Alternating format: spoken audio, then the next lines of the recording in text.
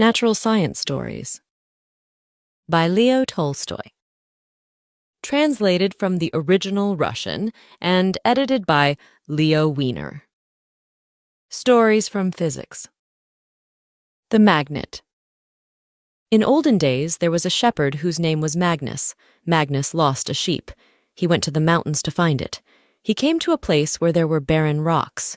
He walked over these rocks and felt that his boots were sticking to them.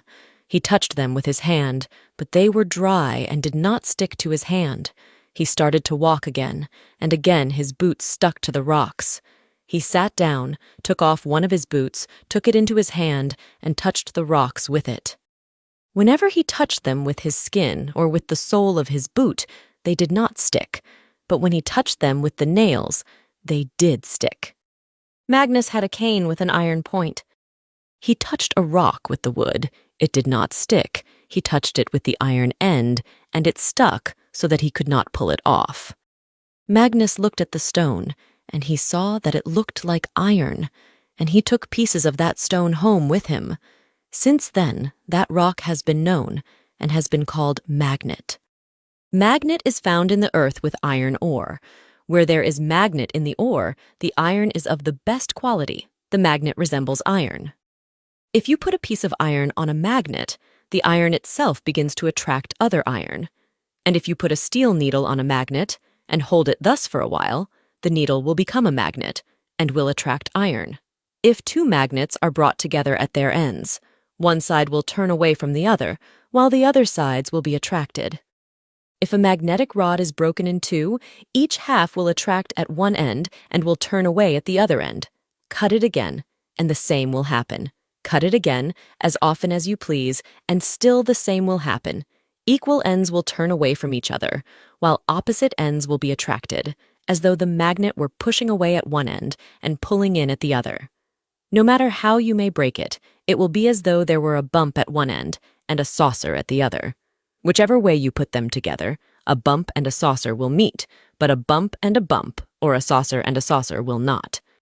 If you magnetize a needle, holding it for a while over a magnet, and attach it in the middle to a pivot in such a way that it can move freely around, and let it loose, it will turn with one end toward midday, south, and with the other toward midnight, north.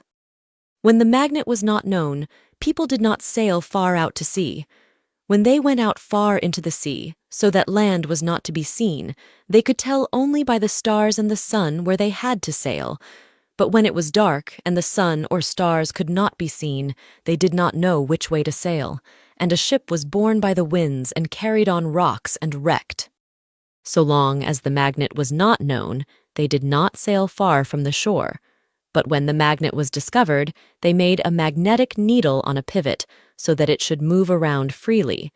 By this needle, they could tell in which direction to sail. With the magnetic needle, they began to sail farther away from the shores, and since then they have discovered many new seas. On ships, there is always a magnetic needle, compass, and there is a measuring rope with knots at the stern of a ship.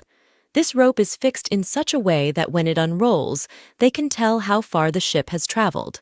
And thus, in sailing in a boat, they always know in what spot it is, whether far from the shore, and in what direction it is sailing. Moisture. Why does a spider sometimes make a close cobweb and sit in the very middle of its nest, and at other times leave its nest and start a new spider web? The spider makes its cobweb according to the weather, both the present and the future weather. Looking at a spider, you can tell what kind of weather it is going to be. If it sits tightly in the middle of the cobweb and does not come out, it means that it is going to rain. If it leaves the nest and makes new cobwebs, it is going to clear off. How can the spider know in advance what weather it is going to be? The spider's senses are so fine that as soon as the moisture begins to gather in the air, though we do not yet feel it, and for us the weather is clear, for the spider it is already raining. Just as a naked man will feel the moisture when a man in his clothes does not, so it is already raining for a spider, while for us it is only getting ready to rain. Why do the doors swell in the winter and close badly, while in the summer they shrink and close well? Because in the fall and winter, the wood is saturated with water, like a sponge, and spreads out, while in the summer, the water comes out as a vapor and the wood shrinks. Why does soft wood like aspen swell more and oak less? Because in the hardwood, in the oak, the empty places are smaller and the water cannot gather there, while in the soft wood in the aspen, there are larger empty places and the water can gather there. In rotten wood, these empty places are still larger, and so rotten wood swells most and shrinks most. Beehives are made out of the softest and rottenest wood. The very best are made from rotten willow wood. Why? Because the air passes through the rotten wood, and in such a hive the bees feel better. Why do boards warp? Because they dry unevenly. If you place a damp board with one side toward the stove, the water will leave it, and the board will contract on that side and will pull the other side along. But the damp side cannot contract because it is full of water, and so the whole board will be bent. To keep the floors from warping, the dry boards are cut into small pieces, and these pieces are boiled in water. When all the water is boiled out of them, they are glued together and then they never warp. Parquetry. The different connection of particles. Why are cart bolsters cut and wheel naves turned not from oak but from birch? Bolsters and naves have to be strong, and oak is not more expensive than birch. Because oak splits lengthwise and birch does not split, but ravels out. Because, though oak is more firmly connected than birch, it is connected in such a way that it splits lengthwise, while birch does not. Why are wheels and runners bent from oak and elm and not from birch and linden? Because when oak and elm are steamed in a bath, they bend and do not break, while birch and linden ravel in every direction. This is again for the same reason, that is, that the particles of the wood in the oak and in the birch are differently connected. Crystals. If you pour salt into water and stir it, the salt will begin to melt and will entirely disappear. But if you pour more and still more salt into it, the salt will, in the end, not dissolve, and no matter how much you may stir after that, the salt will remain as a white powder. The water is saturated with the salt and cannot receive any more. But heat the water and it will receive more, and the salt which did not dissolve in the cold water will melt in hot water. But pour in more salt, even the hot water will not receive it, and if you heat the water still more, the water will pass away in steam, and more of the salt will be left. Thus, for everything which dissolves in the water, there is a measure after which the water will not dissolve any more.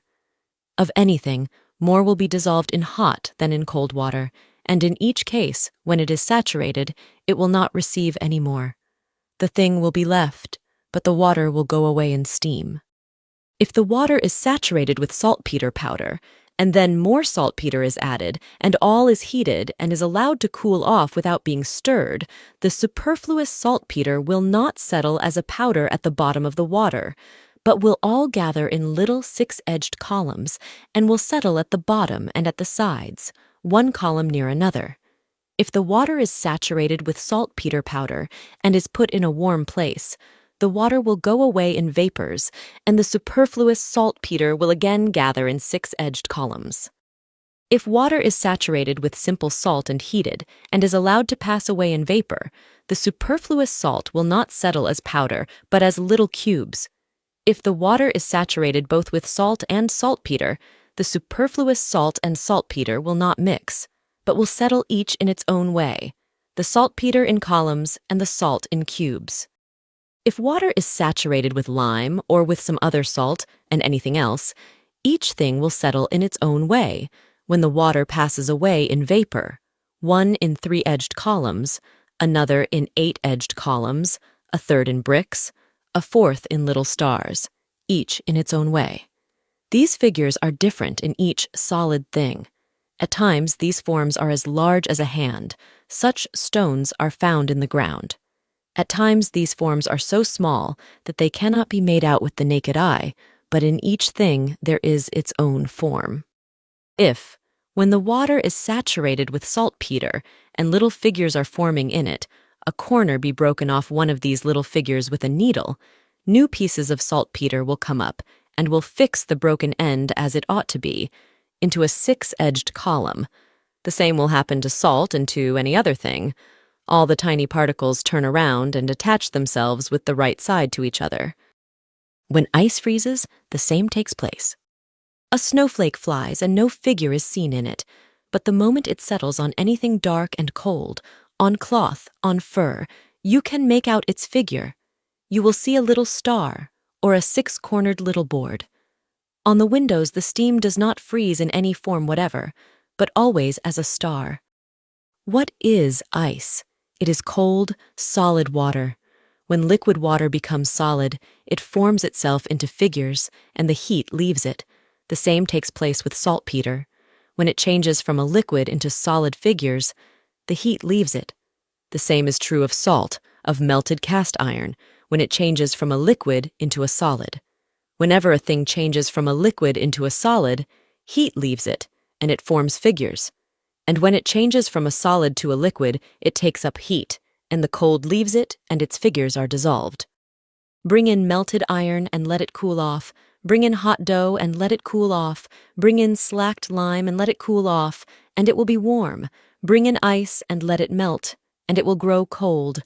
Bring in saltpeter, salt, or any other thing that dissolves in the water, and melt it in the water, and it will grow cold. In order to freeze ice cream, they put salt in the water. Injurious air. In the village of Nikolskoe, the people went on a holiday to Mass. In the manor yard were left the cow tender, the elder, and the groom. The cow tender went to the well for water. The well was in the yard itself. She pulled out the bucket, but could not hold it.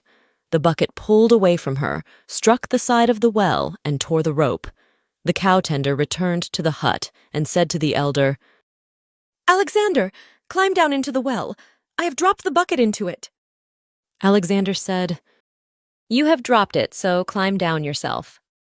The cow tender said that she did not mind fetching it herself, if he would let her down. The elder laughed at her and said, "Well, let us go.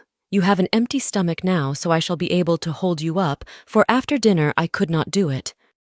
The elder tied a stick to a rope, and the woman sat astride it, took hold of the rope, and began to climb down into the well, while the elder turned the well wheel. The well was about 20 feet deep, and there was less than 3 feet of water in it. The elder let her down slowly and kept asking, "A little more?" And the cow tender cried from below, "Just a little more."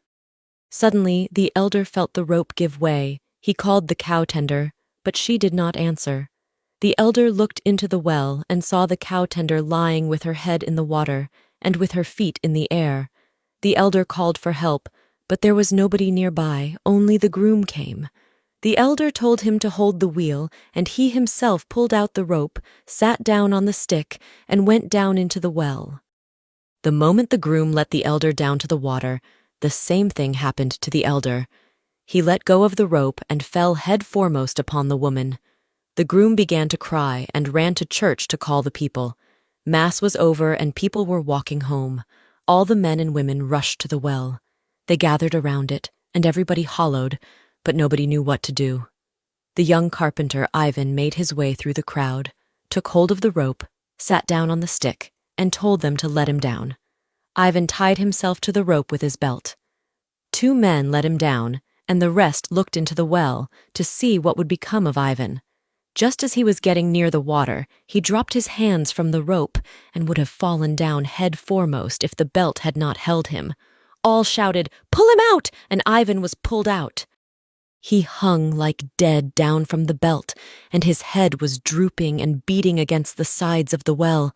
His face was livid. They took him off the rope and put him down on the ground.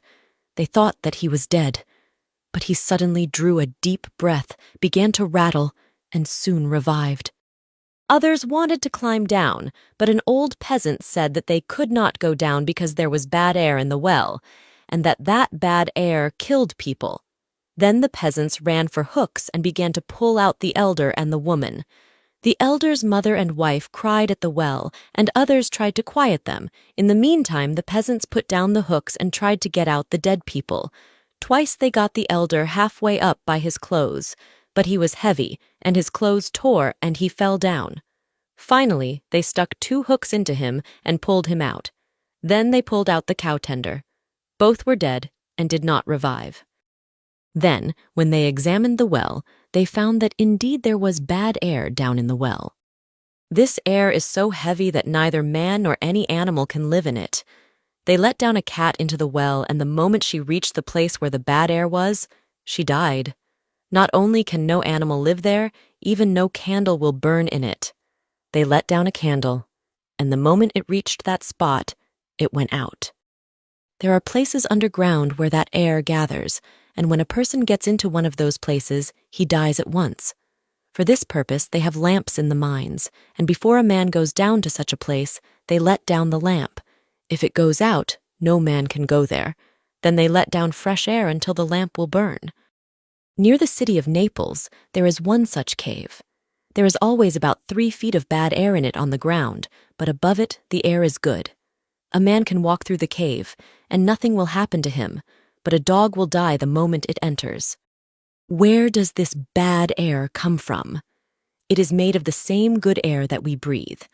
If you gather a lot of people in one place and close all the doors and windows so that no fresh air can get in, you will get the same kind of an air as in the well, and people will die. 100 years ago, during a war, the Hindus captured 146 Englishmen and shut them up in a cave underground where the air could not get in. After the captured Englishmen had been there a few hours, they began to die, and toward the end of the night, 123 had died, and the rest came out more dead than alive and ailing. At first, the air had been good in the cave, but when the captives had inhaled all the good air and no fresh air came in, it became bad, just like what was in the well, and they died. Why does the good air become bad when many people come together? Because when people breathe, they take in good air and breathe out bad air. How balloons are made. If you take a blown-up bladder underwater and let go of it, it will fly up to the surface of the water and will swim on it. Just so, when water is boiled in a pot, it becomes light at the bottom, over the fire. It is turned into a gas, and when a little of that water gas is collected, it goes up as a bubble. First comes up one bubble, then another, and when the whole water is heated, the bubbles come up without stopping. Then the water boils. Just as the bubbles leap to the surface, full of vapory water, because they are lighter than water, just so will a bladder which is filled with hydrogen or with hot air rise, because hot air is lighter than cold air, and hydrogen is lighter than any other gases. Balloons are made with hydrogen or with hot air. With hydrogen, they are made as follows. They make a large bladder, attach it by ropes to posts, and fill it with hydrogen. The moment the ropes are untied, the balloon flies up in the air and keeps flying up until it gets beyond the air, which is heavier than hydrogen. When it gets up into the light air, it begins to swim in it like a bladder on the surface of the water. With hot air, balloons are made like this. They make a large, empty ball with a neck below, like an upturned pitcher, and to the mouth of it they attach a bunch of cotton, and that cotton is soaked with spirits and lighted. The fire heats the air in the balloon and makes it lighter than the cold air, and the balloon is drawn upward like the bladder in the water, and the balloon will fly up until it comes to the air, which is lighter than the hot air in the balloon. Nearly 100 years ago, 2 Frenchmen, the brothers Montgolfier, invented the air balloons. They made a balloon of canvas and paper and filled it with hot air. The balloon flew. Then they made another, a larger balloon, and tied under the balloon a sheep, a cock, and a duck, and let it off. The balloon rose and came down safely. Then they attached a little basket under the balloon, and a man seated himself in it. The balloon flew so high that it disappeared from view. It flew away and came down safely. Then they thought of filling a balloon with hydrogen and began to fly higher and faster. In order to fly with a balloon, they attach a basket under the balloon, and in this basket 2, 3, and even 8 persons are seated, and they take with them food and drink. In order to rise and come down as one pleases, there is a valve in the balloon, and the man who is flying with it can pull a rope and open or close the valve. If the balloon rises too high and the man who is flying wants to come down, he opens the valve. The gas escapes, the balloon is compressed, and begins to come down. Then, there are always bags with sand in the balloon. When a bag with sand is thrown out, the balloon gets lighter, and it flies up.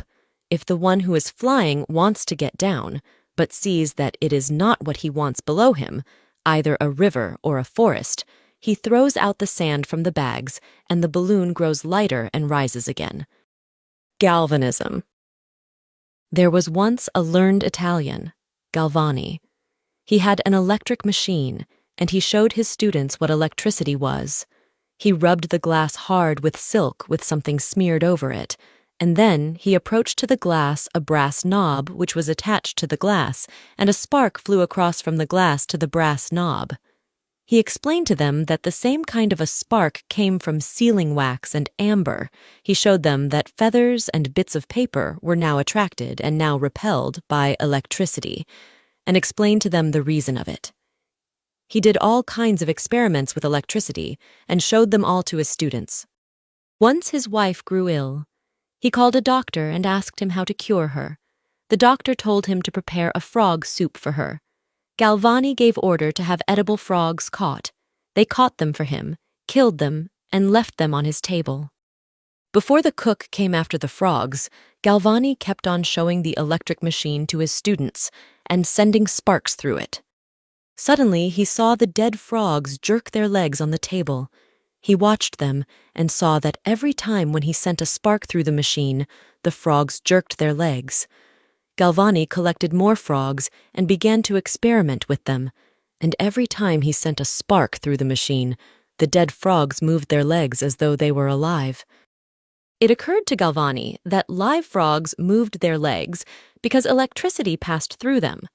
Galvani knew that there was electricity in the air, that it was more noticeable in the amber and glass, but that it was also in the air, and that thunder and lightning came from the electricity in the air. So he tried to discover whether the dead frogs would not move their legs from the electricity in the air. For this purpose, he took the frogs, skinned them, chopped off their heads, and hung them on brass hooks on the roof, beneath an iron gutter. He thought that as soon as there should be a storm, and the air should be filled with electricity, it would pass by the brass rod to the frogs, and they would begin to move. But the storm passed several times, and the frogs did not move. Galvani was just taking them down, and as he did so, a frog's leg touched the iron gutter, and it jerked. Galvani took down the frogs and made the following experiment. He tied to the brass hook an iron wire and touched the leg with the wire, and it jerked. So Galvani decided that the animals lived because there was electricity in them, and that the electricity jumped from the brain to the flesh, and that made the animals move. Nobody had at that time tried this matter, and they did not know any better, and so they all believed Galvani. But at that time, another learned man, Volta, experimented in his own way and proved to everybody that Galvani was mistaken. He tried touching the frog differently from what Galvani had done, not with a copper hook with an iron wire, but either with a copper hook and a copper wire, or an iron hook and an iron wire. And the frogs did not move. The frogs moved only when Volta touched them with an iron wire that was connected with a copper wire. Volta thought that the electricity was not in the dead frog, but in the iron and copper. He experimented and found it to be so. Whenever he brought together the iron and the copper, there was electricity, and this electricity made the dead frogs jerk their legs. Volta tried to produce electricity differently from what it had been produced before. Before that, they used to get electricity by rubbing glass or sealing wax. But Volta got electricity by uniting iron and copper.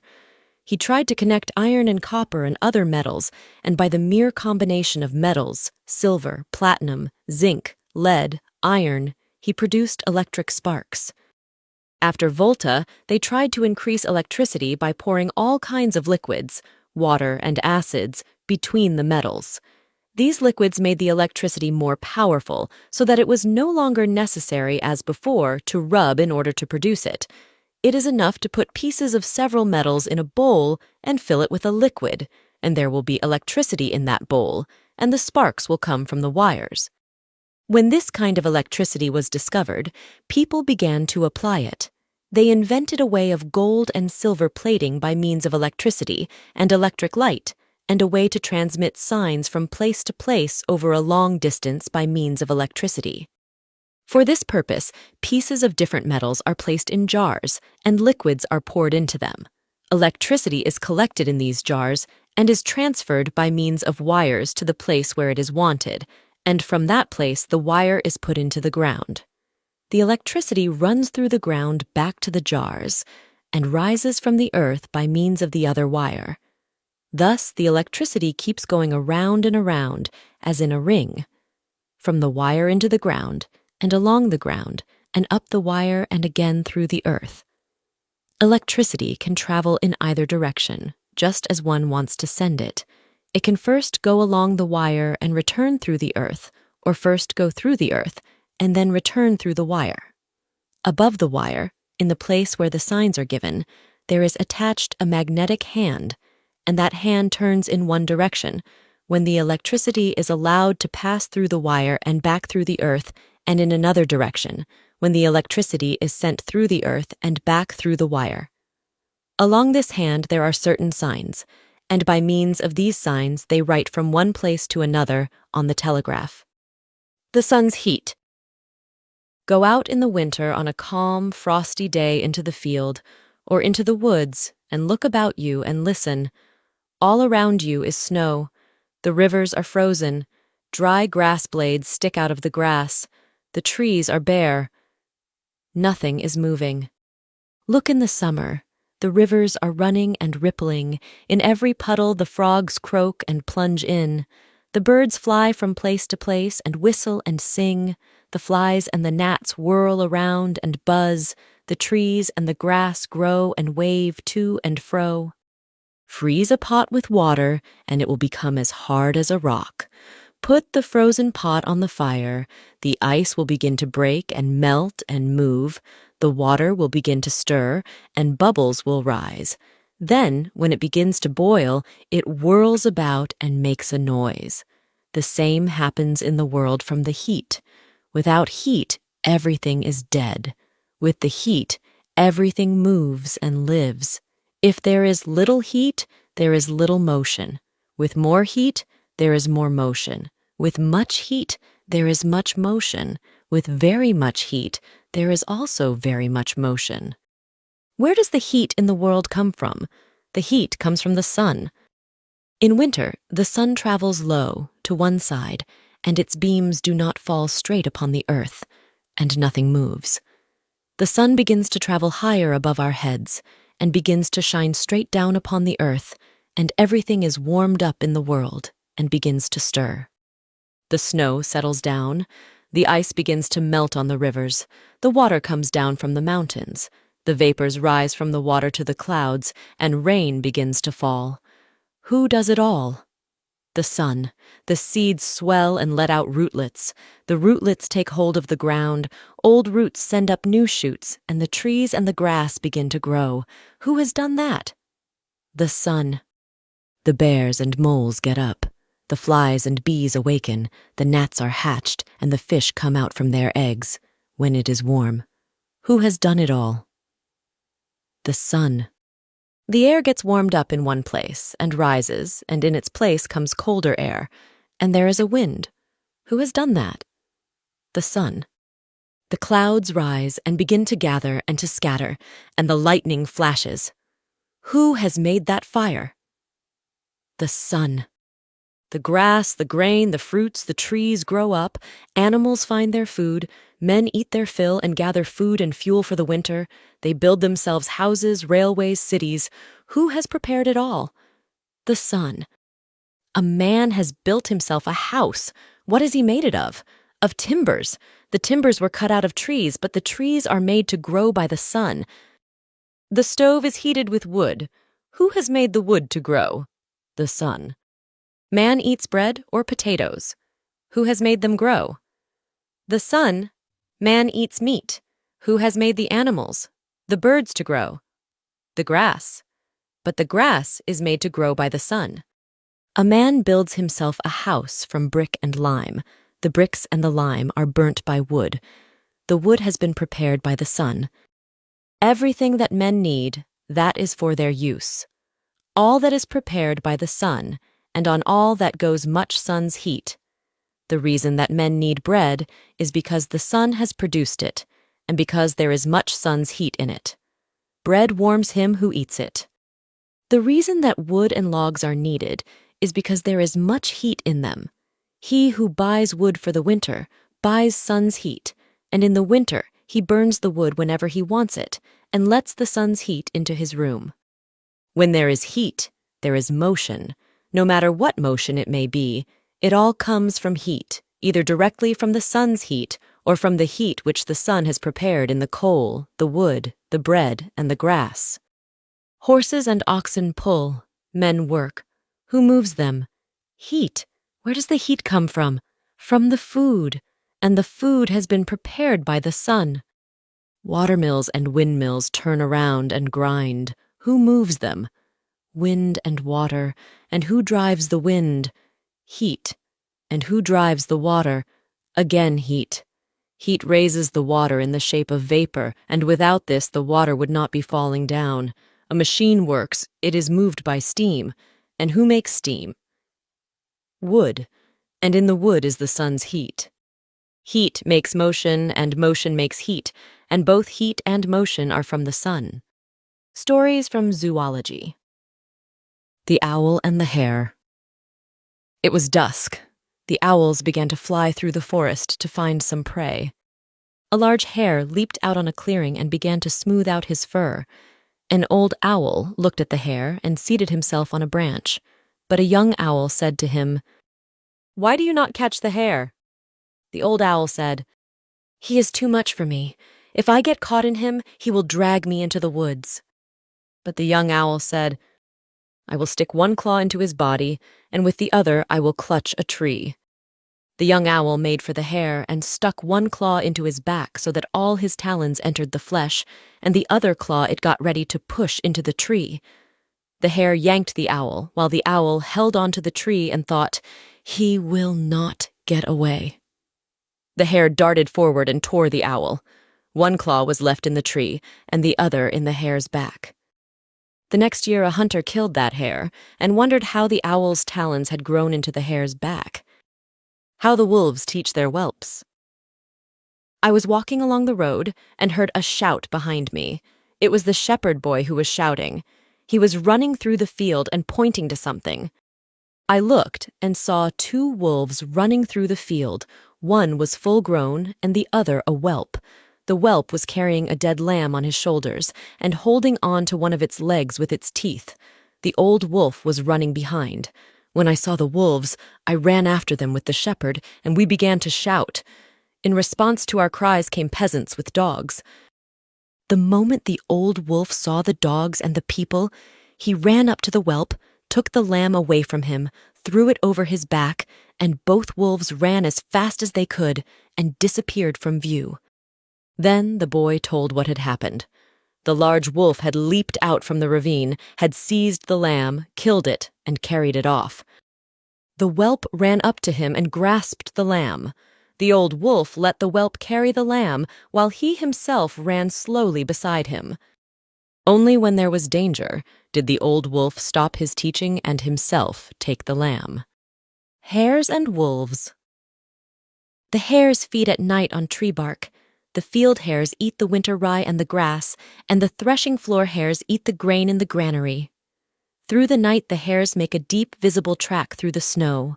The hares are hunted by men and dogs and wolves and foxes and ravens and eagles. If a hare walked straight ahead, he would be easily caught in the morning by his tracks. But God has made a hare timid, and his timidity saves him. A hare goes at night fearlessly through the forests and fields, making straight tracks. But as soon as morning comes and his enemies wake up, and he hears the bark of dogs, or the squeak of sleighs, or the voice of peasants, or the crashing of a wolf through the forest, he begins to toss from side to side in his fear. He jumps forward, gets frightened at something, and runs back on his track. He hears something again, and he leaps at full speed to one side and runs away from his old track. Again something makes a noise, and the hare turns back and again leaps to one side. When it is daylight, he lies down. In the morning, the hunters try to follow the hare tracks, and they get mixed up on the double tracks and long leaps, and marvel at the hare's cunning. But the hare did not mean to be cunning. He is merely afraid of everything. The scent. Man sees with his eyes, hears with his ears, smells with his nose, tastes with his mouth, and feels with his fingers. One man's eyes see better, another man's see worse. One hears from a distance, and another is deaf. One has keen senses and smells a thing from a distance, while another smells at a rotten egg and does not perceive it. One can tell a thing by the touch, and another cannot tell by touch what is wood and what paper. One will take a substance in his mouth and will find it sweet, while another will swallow it without making out whether it is bitter or sweet. Just so the different senses differ in strength in the animals, but with all the animals the sense of smell is stronger than in man. When a man wants to recognize a thing, he looks at it, listens to the noise that it makes, now and then smells at it or tastes it. But above all, a man has to feel a thing, to recognize it. But nearly all animals more than anything else need to smell a thing. A horse, a wolf, a dog, a cow, a bear do not know a thing until they smell it. When a horse is afraid of anything, it snorts. It clears its nose so as to scent better, and does not stop being afraid until it has smelled the object well. A dog frequently follows its master's track, but when it sees him, it does not recognize him and begins to bark until it smells him and finds out that that which has looked so terrible is its master. Oxen see other oxen stricken down and hear them roar in the slaughterhouse, but still do not understand what is going on. But an ox or a cow need only find a spot where there is ox blood and smell it, and it will understand and will roar and strike with its feet and cannot be driven off the spot. An old man's wife had fallen ill. He went himself to milk the cow. The cow snorted. She discovered that it was not her mistress, and would not give him any milk. The mistress told her husband to put on her fur coat and kerchief, and the cow gave milk, but the old man threw open the coat, and the cow scented him and stopped giving milk. When hounds follow an animal's trail, they never run on the track itself, but to one side, about 20 paces from it. When an inexperienced hunter wants to show the dog the scent and sticks its nose on the track, it will always jump to one side. The track itself smells so strong to the dog that it cannot make out on the track whether the animal has run ahead or backward. It runs to one side, and then only discovers in what direction the scent grows stronger, and so follows the animal. The dog does precisely what we do when somebody speaks very loud in our ears. We step a distance away, and only then do we make out what is being said. Or if anything we are looking at is too close, we step back and only then make it out. Dogs recognize each other and make signs to each other by means of their scent. The scent is more delicate still in insects. A bee flies directly to the flower that it wants to reach. A worm crawls to its leaf. A bedbug, a flea, a mosquito scents a man 100,000 of its steps away. If the particles which separate from a substance and enter our noses are small, how small must be those particles that reach the organ of smell of the insects? Touch and sight. Twist the forefinger over the middle finger and touch a small ball with them so that it may roll between the two fingers and shut your eyes. You will think that there are two balls. Open your eyes, and you will see that it is one ball. The fingers have deceived you, but the eyes correct you. Look, best of all sidewise, at a good, clean mirror. You will think that it is a window or a door, and that there is something behind it. Touch it with a finger, and you will see that it is a mirror. The eyes have deceived you, but the fingers correct you. The silkworm. I had some old mulberry trees in my garden. My grandfather had planted them. In the fall, I was given a dram of silkworm eggs and was advised to hatch them and raise silkworms. These eggs are dark gray and so small that in that dram I counted 5,835 of them. They are smaller than the tiniest pinhead. They are quite dead. Only when you crush them do they crack. The eggs had been lying around on my table, and I had almost forgotten about them.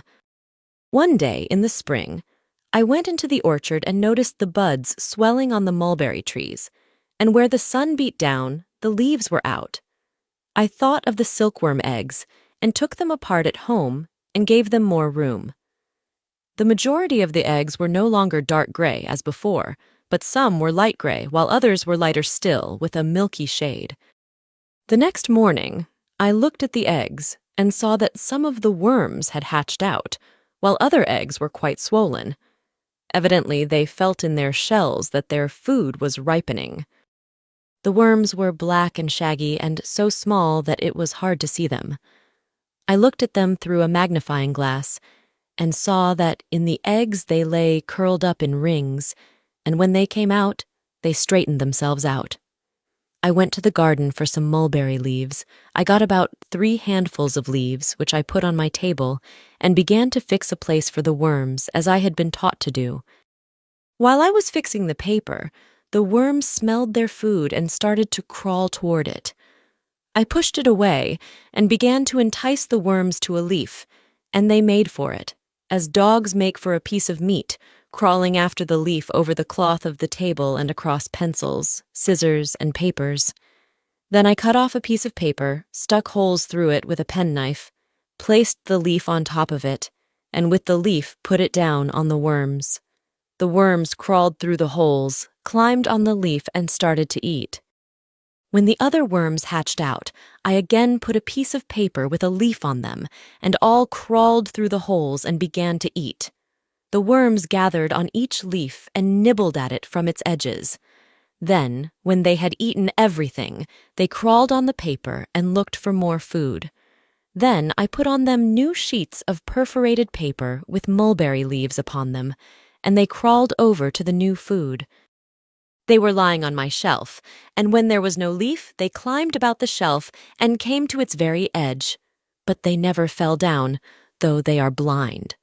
The moment a worm comes to an edge, it lets out a web from its mouth before descending, and then it attaches itself to it and lets itself down. It hangs a while in the air and watches, and if it wants to get down farther, it does so, and if not, it pulls itself up by its web. For days at a time, the worms did nothing but eat. I had to give them more and more leaves. When a new leaf was brought, and they transferred themselves to it, they made a noise as though a rain were falling on leaves. That was when they began to eat the new leaf. Thus, the older worms lived for 5 days. They had grown very large and began to eat 10 times as much as ever. On the 5th day, I knew they would fall asleep and waited for that to happen. Toward evening, on the 5th day, one of the older worms stuck to the paper and stopped eating and stirring. The whole next day, I watched it for a long time. I knew that worms molted several times because they grew up and found it close in their old hide, and so put on a new one. My friend and I watched it by turns.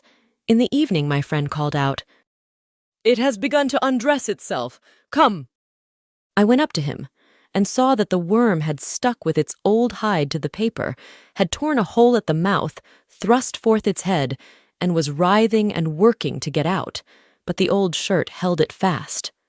I watched it for a long time as it writhed and could not get out, and I wanted to help it. I barely touched it with my nail, but soon saw that I had done something foolish. Under my nail there was something liquid, and the worm died. At first I thought that it was blood, but later I learned that the worm has a liquid mass under its skin, so that the shirt may come off easier. With my nail, I no doubt disturbed the new shirt, for though the worm crawled out, it soon died. The other worms I did not touch. All of them came out of their shirts in the same manner. Only a few died, and nearly all came out safely, though they struggled hard for a long time. After shedding their skins, the worms began to eat more voraciously, and more leaves were devoured. 4 days later, they again fell asleep, and again crawled out of their skins. A still larger quantity of leaves was now consumed by them, and they were now 1/4 of an inch in length. 6 days later, they fell asleep once more, and once more came out in new skins, and now were very large and fat, and we had barely time to get leaves ready for them. On the ninth day, the oldest worms quit eating entirely and climbed up the shelves and rods. I gathered them in and gave them fresh leaves, but they turned their heads away from them and continued climbing.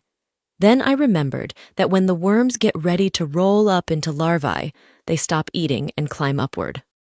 I left them alone and began to watch what they would do. The eldest worms climbed to the ceiling, scattered about, crawled in all directions, and began to draw out single threads in various directions. I watched one of them. It went into a corner, put forth about 6 threads each 2 inches long, hung down from them, bent over in a horseshoe, and began to turn its head and let out a silk web which began to cover it all over. Toward evening it was covered by it as though in a mist. The worm could scarcely be seen. On the following morning the worm could no longer be seen. It was all wrapped in silk, and still it spun out more. 3 days later it finished spinning and quieted down. Later I learned how much web it had spun in those 3 days. If the whole web were to be unraveled, it would be more than half a mile in length, seldom less. And if we figure out how many times the worm has to toss its head in these 3 days in order to let out all the web, it will appear that in these 3 days the worm tosses its head 300,000 times. Consequently, it makes 1 turn a second without stopping. But after the work, when we took down a few cocoons and broke them open, we found inside the worms all dried up and white, looking like pieces of wax. I knew that from these larvae with their white, waxen bodies would come butterflies, but as I looked at them, I could not believe it. Nonetheless, I went to look at them on the 20th day to see what had become of them. On the 20th day, I knew there was to be a change. Nothing was to be seen, and I was beginning to think that something was wrong, when suddenly I noticed that the end of one of the cocoons grew dark and moist. I thought that it had probably spoiled and wanted to throw it away. But then I thought that perhaps it began that way, and so I watched to see what would happen, and indeed something began to move at the wet end. For a long time I could not make out what it was. Later there appeared something like a head with whiskers. The whiskers moved.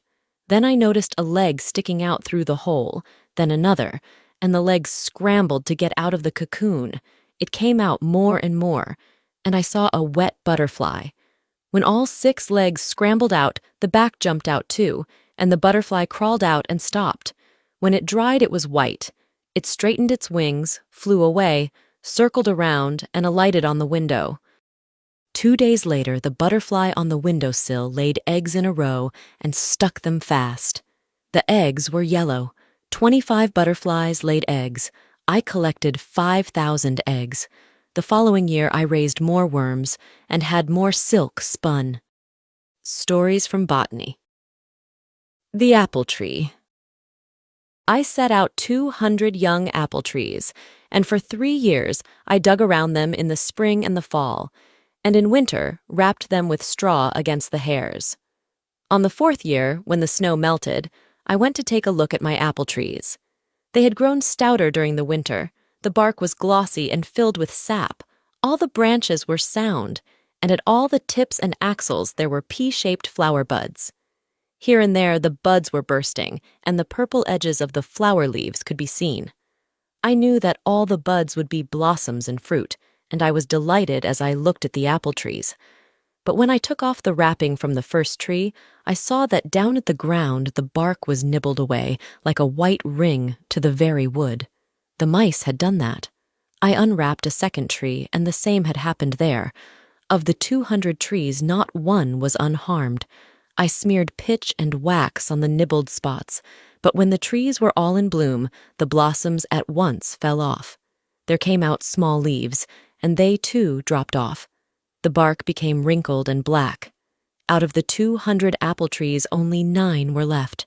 On these 9 trees, the bark had not been gnawed through all around, but strips of bark were left on the white ring. On the strips, where the bark held together, there grew out knots, and although the trees suffered, they lived. All the rest were ruined. Below the rings there came out shoots, but they were all wild. The bark of the tree is like the arteries in man. Through the arteries the blood goes to the whole body, and through the bark the sap goes along the tree and reaches the branches, leaves, and flowers. The whole inside of a tree may be taken out, as is often the case with old willows, and yet the tree will live so long as the bark is alive. But when the bark is ruined, the tree is gone. If a man's arteries are cut through, he will die, in the first place, because the blood will flow out, and in the second, because the blood will not be distributed through the body. Even thus, a birch dries up when the children bore a hole into it in order to drink its sap, and all the sap flows out of it. Just so the apple trees were ruined because the mice gnawed the bark all around, and the sap could not rise from the roots to the branches, leaves, and flowers. The old poplar. For 5 years, our garden was neglected. I hired laborers with axes and shovels, and myself began to work with them in the garden. We cut out and chopped out all the dry branches and wild shoots, and the superfluous trees and bushes. The poplars and bird cherries grew ranker than the rest and choked the other trees. A poplar grows out from the roots, and it cannot be dug out, but the roots have to be chopped out underground.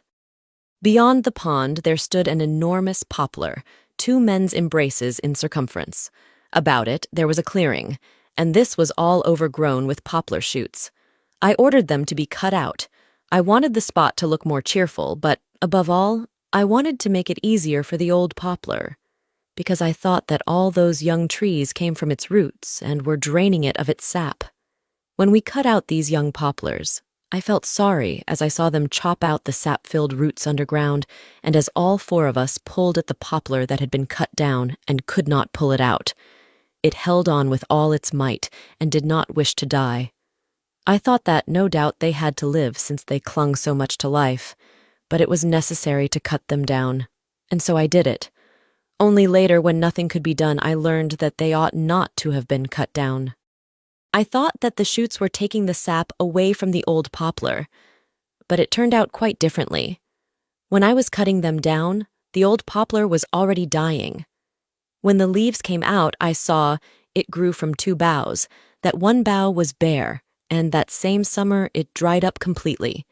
The tree had been dying for quite a while, and the tree knew it, so it tried to give its life to the shoots.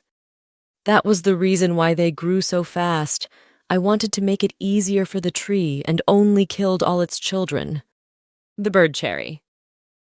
A bird cherry grew out on a hazel bush path and choked the bushes. I deliberated for a long time whether I had better cut down the bird cherry or not. This bird cherry grew not as a bush, but as a tree, about 6 inches in diameter and 30 feet high, full of branches and bushy, and all besprinkled with bright white fragrant blossoms. You could smell it from a distance. I should not have cut it down, but one of the laborers, to whom I had before given the order to cut down the bird cherry, had begun to chop it without me. When I came, he had already cut in about 3 inches, and the sap splashed under the axe whenever it struck the same cut. It cannot be helped. Apparently such is its fate, I thought, and I picked up an axe myself and began to chop it with the peasant. It is a pleasure to do any work, and it is a pleasure to chop. It is a pleasure to let the axe enter deeply in a slanting line, and then to chop out the chip by a straight stroke, and to chop farther and farther into the tree. I had entirely forgotten the bird cherry, and was thinking only of felling it as quickly as possible. When I got tired, I put down my axe, and with the peasant pressed against the tree and tried to make it fall. We bent it. The tree trembled with its leaves, and the dew showered down upon us, and the white, fragrant petals of the blossoms fell down. At the same time, something seemed to cry. The middle of the tree creaked. We pressed against it, and it was as though something wept. There was a crash in the middle, and the tree tottered. It broke at the notch, and swaying fell with its branches and blossoms into the grass. The twigs and blossoms trembled for a while after the fall, and stopped. "It was a fine tree," said the peasant. "I am mightily sorry for it." I myself felt so sorry for it that I hurried away to the other laborers. How trees walk. One day, we were cleaning an overgrown path on a hillock near the pond. We cut down a lot of briar bushes, willows, and poplars. Then came the turn of a bird cherry. It was growing on the path, and it was so old and stout that it could not be less than 10 years old. And yet I knew that 5 years ago the garden had been cleaned. I could not understand how such an old bird cherry could have grown out there. We cut it down and went farther.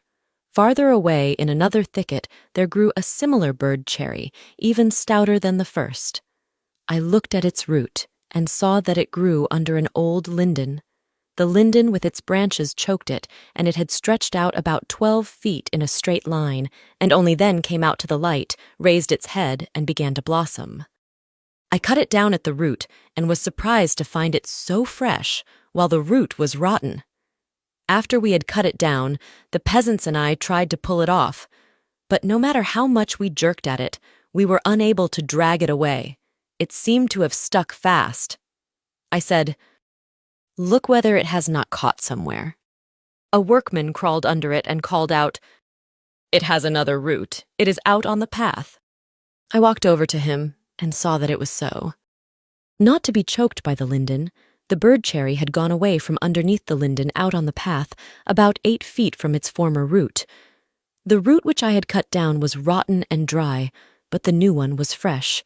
The bird cherry had evidently felt that it could not exist under the linden, so it had stretched out, dropped a branch to the ground, made a root of that branch, and left the other root.